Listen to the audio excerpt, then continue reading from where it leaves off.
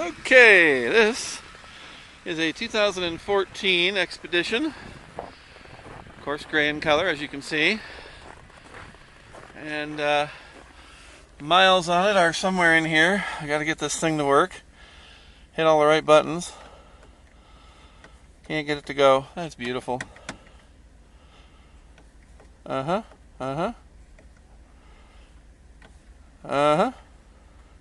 73,000. There we go. Good grief. Well, that's less than easy to use. That's all right. Power boards, you notice that, right?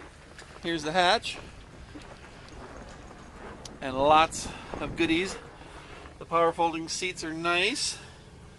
And the power stowing hatch is good. Woohoo. Yeah. This is a limited. And it's the EL model. It's got the extra wheelbase and the more passenger room in the second and third row seats. There's your dash again. Your seats. Sunroof. Third row seating is beautiful. Or my name isn't Nick Skiba. And the bench center row. Oh, hey, look at them tires. I almost walked away from that. Those are like brand new tread. Totally a nice vehicle. You should definitely give it a good look over if you're looking for an Expedition. Come on up to Snowy Mountain Motors and check it out.